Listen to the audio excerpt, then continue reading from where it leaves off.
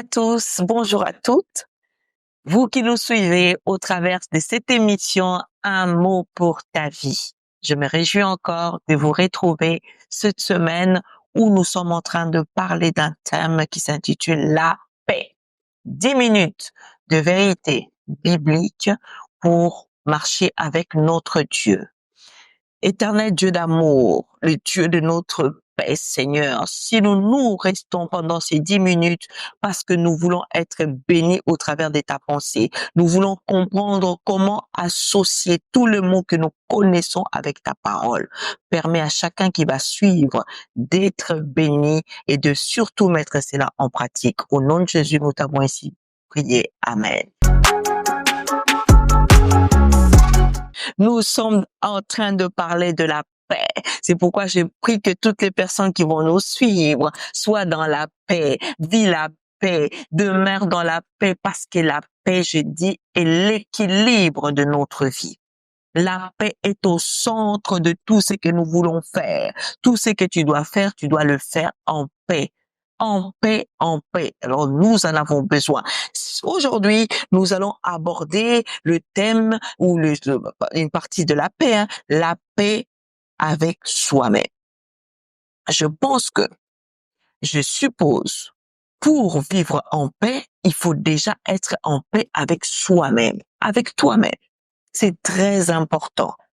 C'est très important parce que tu vas constater toutes les personnes qui sont des fois entre guillemets problématiques, qui sont deux fois dans des comportements où tu te poses la question qu'est-ce que je lui ai fait? Il y a deux fois tu ne peux que regarder une personne, un simple regard.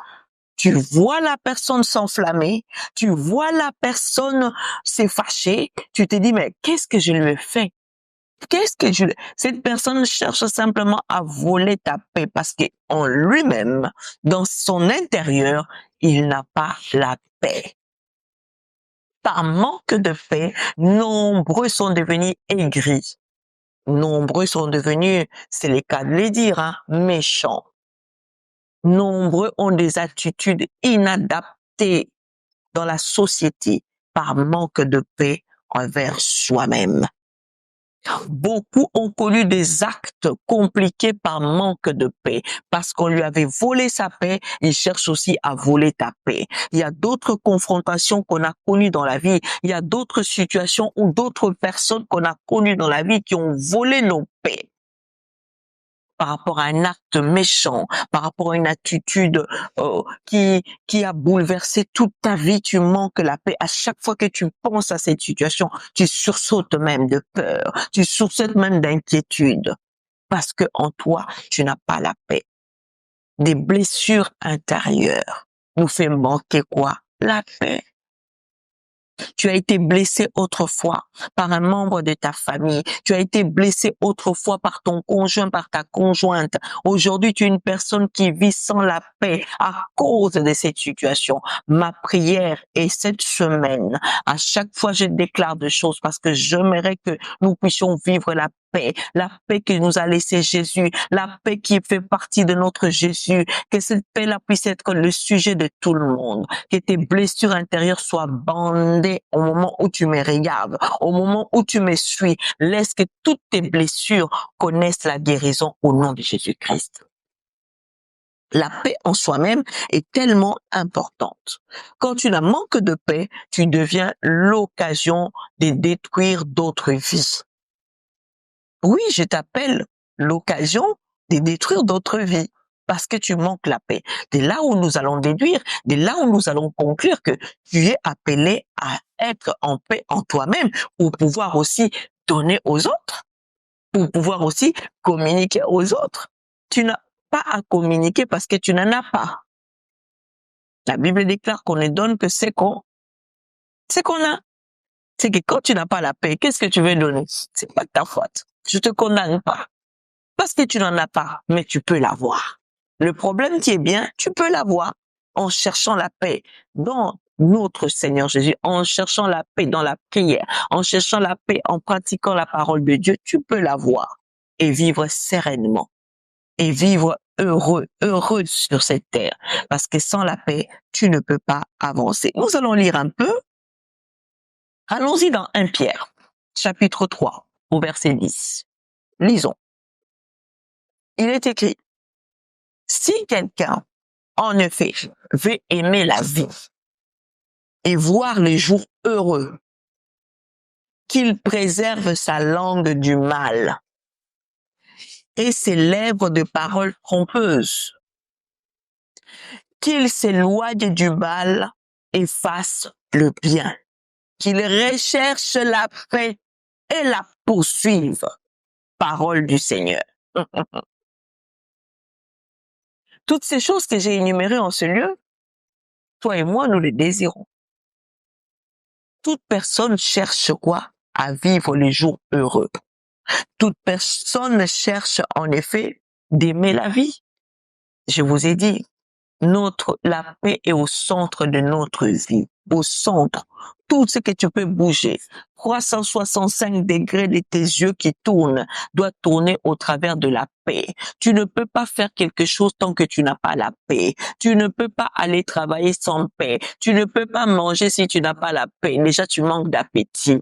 Tu ne peux pas aller passer du temps avec les autres sans la paix. Tu ne sauras pas discuter. Les gens vont commencer à te poser toutes les secondes. Qu'est-ce que tu as? Qu'est-ce que tu as? Tout cela aussi va te faire encore ôter la paix que tu as. Nous avons besoin de la paix. Il dit maintenant, pour les faire, la paix avec soi-même. Première des choses, il faut savoir te préserver. La Bible dit qu'il préserve sa langue du mal. Vous savez, la partie de notre corps qui détruit beaucoup notre paix, c'est notre bouche. Et en particulier, c'est ta langue. Ta langue et ces problèmes qui te fait ôter la paix en toi et aussi aux autres. Si tu sais préserver ta langue, comme le dit la Bible dans 1 Pierre chapitre 3 au verset 10, tu as déjà gagné la paix. Parce qu'avec ta langue, tu te précipites d'aller dire des choses. Avec ta langue, tu te précipites d'organiser le mal. Avec ta langue, tu te précipites d'aller faire des commérages. Avec ta langue, tu te précipites d'aller encore comploter seulement avec ta langue. Tout ce que tu peux organiser qui peut détruire ta paix avec toi-même, c'est au travers quoi? De ta langue. C'est pourquoi la Bible nous demande de préserver notre langue du mal. Préserve ta langue. Tu veux vivre en paix avec toi? Le secret est de préserver sa langue du mal. Mais aussi ses lèvres de paroles trompeuses, dira la Bible. Des fois, on pense tromper les autres. Mais moi, je dis toujours, le mensonge qui sort de nos lèvres sont simplement les situations qui vont détruire notre lendemain. Le mensonge qui sort de tes lèvres aujourd'hui est la destruction de ta vie demain, de ton lendemain. Parce que, bien aimé, toute chose que tu sors de ta bouche qui part de mensonge, qui part de la tromperie, n'aura jamais gain à quelque chose de bien. Même si aujourd'hui tu récoltes une histoire, tu récoltes une situation, tu fais une affaire où tu as utilisé plein de mensonges, où tu as été dans la tromperie, tu gagnes, mais ce que tu gagnes là ne te donnera pas la paix. Yes.